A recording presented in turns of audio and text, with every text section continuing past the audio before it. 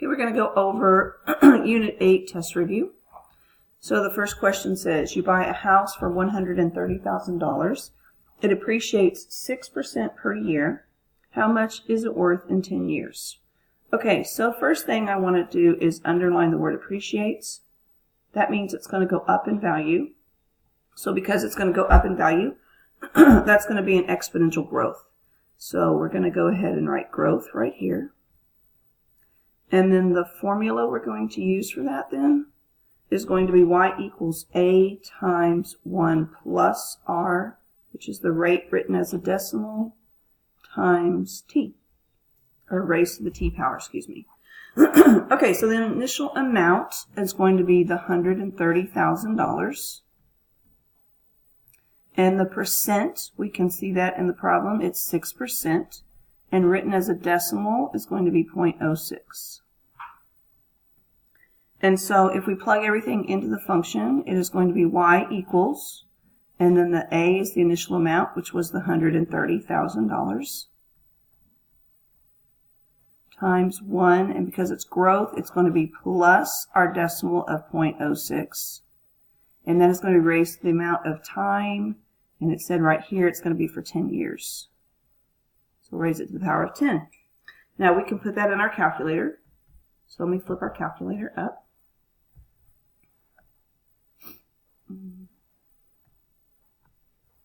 Okay, let me erase that for a second.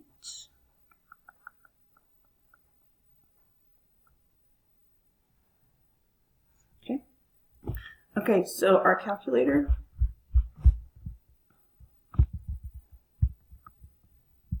Hit menu. We can just add a calculator. And I'm just going to type that in. So we're going to have 130,000 times 1 plus 0.06. And that is going to be raised to the 10th power. So our answer is going to be the $232,810.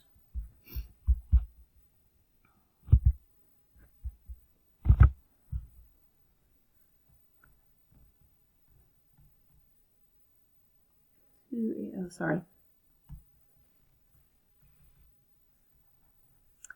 Try that again. $232,810. Okay, let's go to the next one. Okay, Mr. MD is losing 20% of his hair each year. If he currently has 1,546 hairs on his head, about how many hairs will he have left after 10 years? So again, let's see, if he's losing 20% of his hair, that means it's going down, so it's going to be a decay. And so the formula that we're going to use for that is going to be y equals a times 1 minus r raised to the t power. So let's fill in what we know. The initial amount, 1,546. The percent is right here at 20%. So that written as a decimal is going to be 0.2. And then it says the function that represents the situation. So that would be the y equals the initial amount, which is 1,546. Times 1 minus, because it's decaying, 0.2, and the time is going to be 10 years. So again, let's go punch that into the calculator.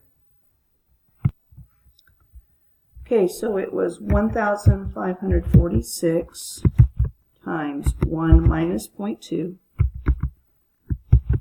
and then that was going to be raised to the 10th power. So he will only have 166 hairs left on his head after 10 years. Number 3 says if you invest $40 in an account for 10 years at 3% interest rate, how much money will you have? Okay, so we are investing, and it doesn't say anything about losing money, so that means we are going to be increasing. So again, it's going to be a growth. So one more time, the formula is going to be y equals a times 1 plus r raised to the t power. So our initial amount was the $40. And the percent is going to be the 3%. So that written as a decimal is going to be 0.03.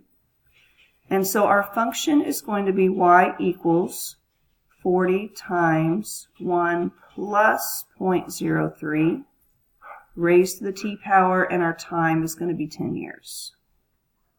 Okay, again, let's go put that in the calculator. Okay, so the equation was 40 times 1 plus 0.03, and that's going to be raised to the, again, 10th power.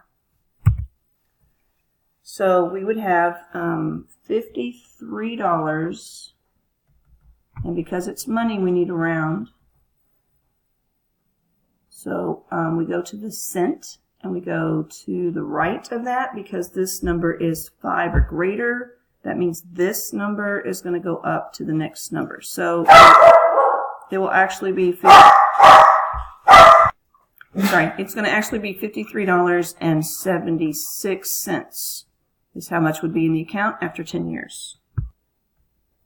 Okay, number 4 says, a species of extremely rare deep water fish are slowly becoming extinct.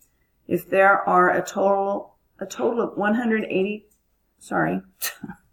821 of this type of fish, and there are 15% fewer fish each month, how many will there be in half a year? Okay, so if it's becoming extinct, that means they're dying off, right? So that means it's going to be a decay. So again, our formula for that is going to be y equals a times 1 minus r, our rate as a decimal, raised to the t power. So the initial amount is 821. Our percentage is 15%. And that as a decimal would be 0.15. And so we're going to say y equals the initial amount of 821 times 1 minus 0.15. And then our time, make sure you look what it's saying. It says each month. We're talking each month, right? And then it says how many fish will there be in half of a year. Well, how many months is half of a year? And that's going to be 6 months. So our exponent over here is going to be 6. Okay, let's put that in the calculator. Okay, so our equation is going to be 821 times 1 minus 0.15, and we're going to raise that to the 6th power. So after 6 months, there'll only be 309.64. And because we're talking about real things, we can't have part of a fish, right? So because we're talking real things, we're never going to round up. We will always just keep it. And so it's going to be 309 fish. All right, let's look at the next section. It's matching. So we have several terms and several definitions. Let's see what we can do with this. I think I'm going to read the definition and let's see if we can't find the vocabulary word. So it says the fixed number added to the previous term in arithmetic sequence. So if we're adding, that must mean we're finding the common difference. So 9 would be A.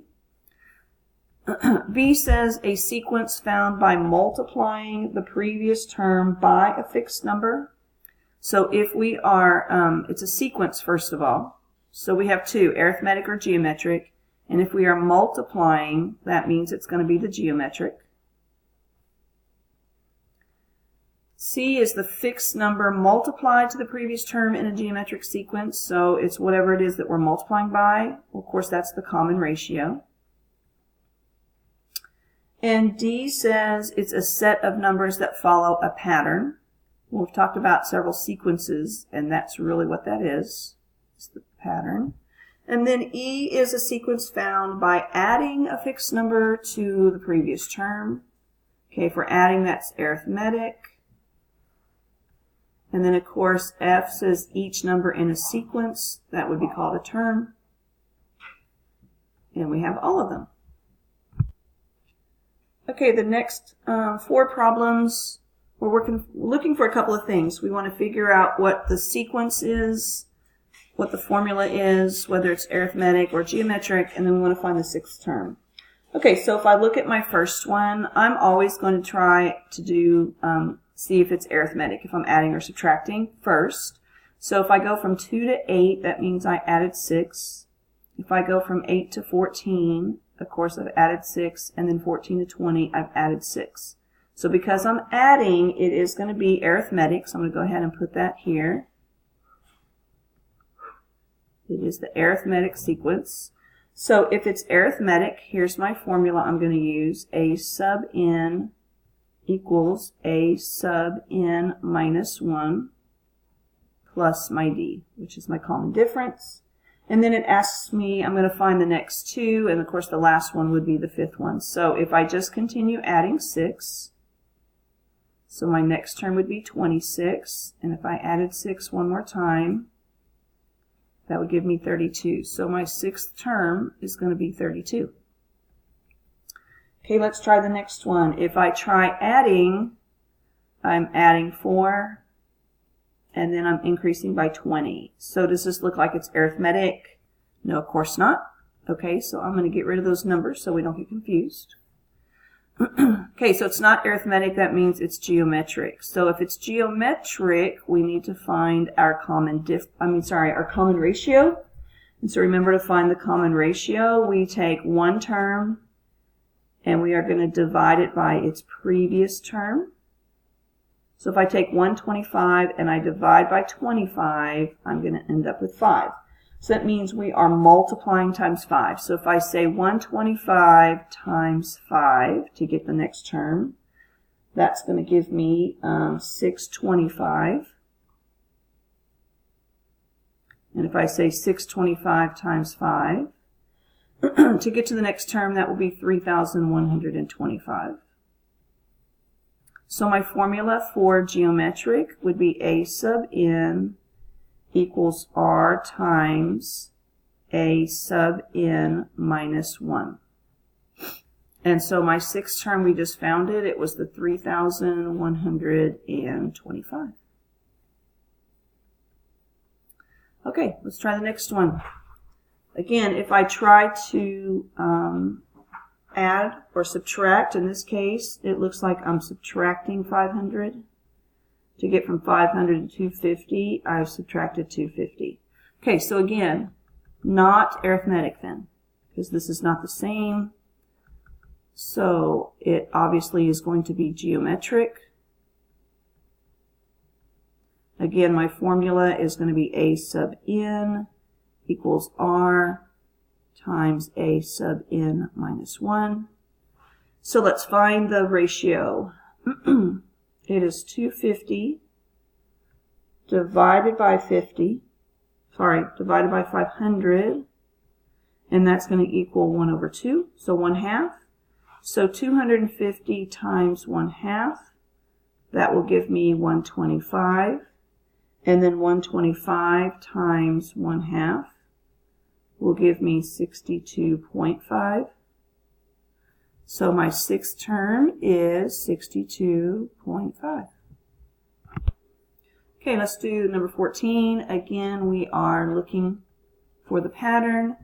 So let me try adding and subtracting first. I went from 90 to 80, so I decreased by 10.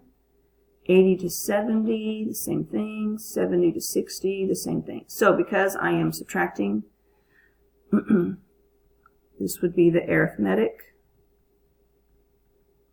So the formula for that is going to be A sub n equals A sub n minus 1 plus d, which is my common difference. So if I keep going, if I subtract 10 from 60, I will get 50. Subtract 10 from 50, I will get 40.